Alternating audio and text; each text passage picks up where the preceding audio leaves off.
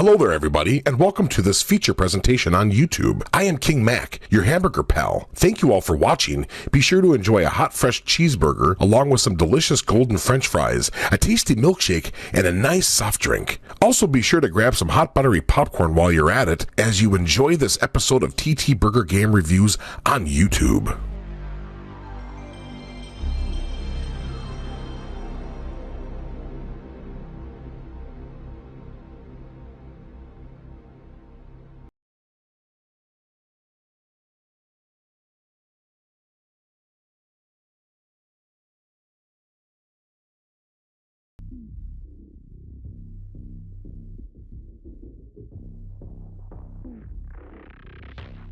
Let's go. Moving silent. Hello everybody, welcome back. You are watching TTBurger Game Reviews here on YouTube, and I'm your host Tony. We're back with more PlayStation 2, PlayStation 3, PlayStation 4 game reviews here, as we're continuing with some cool badass burgerly cool reviews here. And this is episode 272. It was 272 part 1 of one part once again. This time we have a full motion video FMV game once again. This time we have a Starfighter combat game with aliens with FMV in them. Released for the PC, 3DO, Sega Saturn, and the PlayStation. And comes with the main game and an expansion all in one.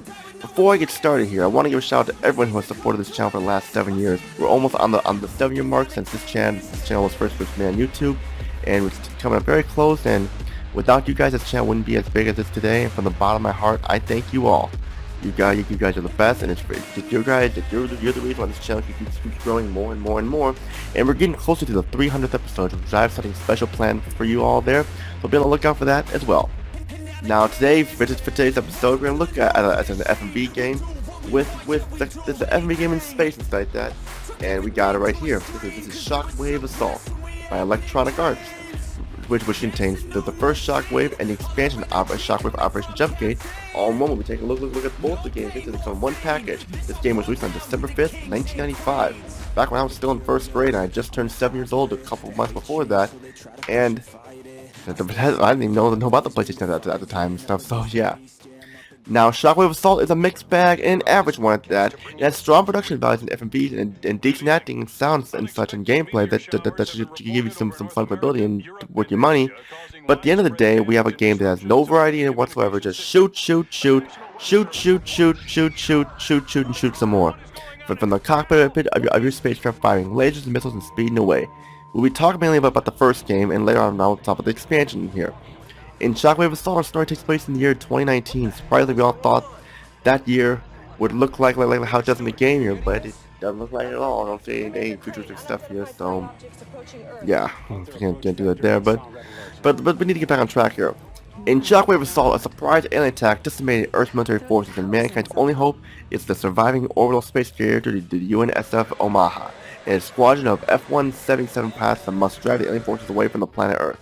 You play as rookie pilot Lieutenant J. Wildcard Adair has the sole task of going to different locations around the world to stop the alien forces by destroying enemy targets or a building or generator or defending an aircraft, and more and more and more.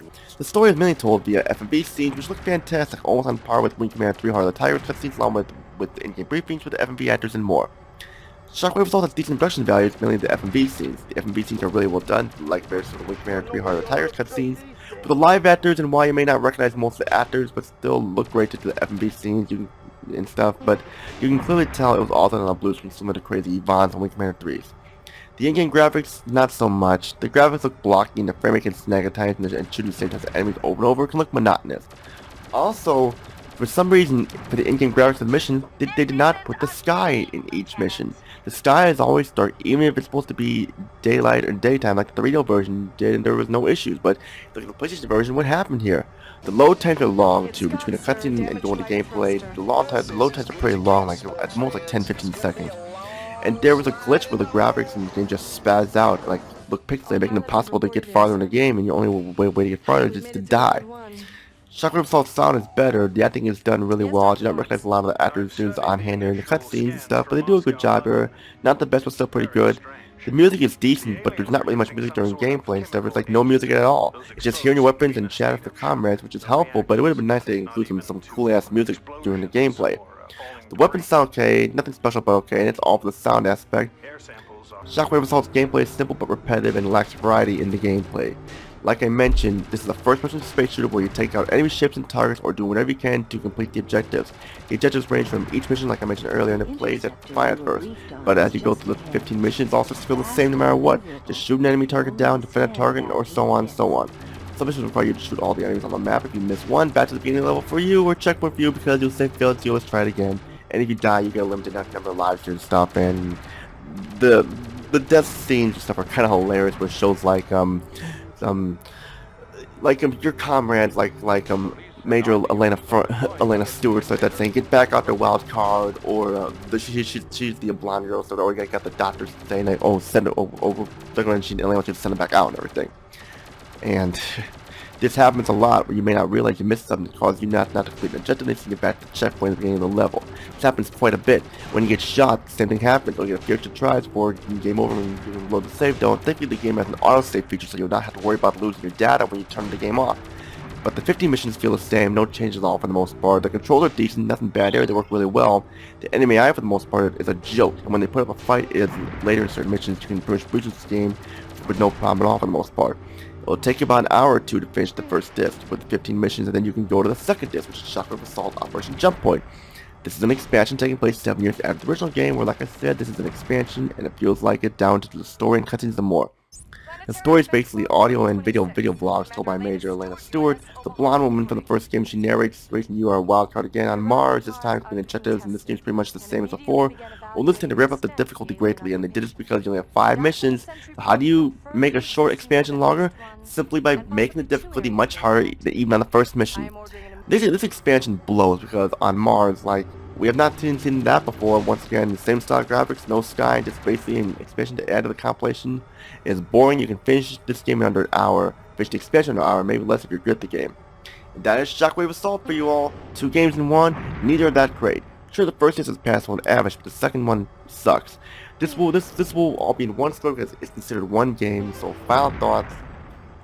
There is some fun to be had here, but it's just worth like a couple hours and stuff for rent, and then you can then bring it back and stuff. That if they still had places like Blockbuster, so you could take it back after you finish it. But this game could have been better. I mean, could have been worse. I mean, it's a little bit better than Crazy Yvonne, but not by much. I give Shockwave Assault a 6 out of 10 because of the problems I have with it. It might be worth checking out for a rental, but nothing more. And that's it for episode 272, part 1 of one of my TTBurger game reviews. Next up, we have episode 273, where we cover then the final next, which all I gotta say is Tony, peacing out, have a good day, and see you all in the next episode. Take care, everybody. Mission to win it, some ammunition to get it. Don't need permission to finish. Got an addiction that's gripping.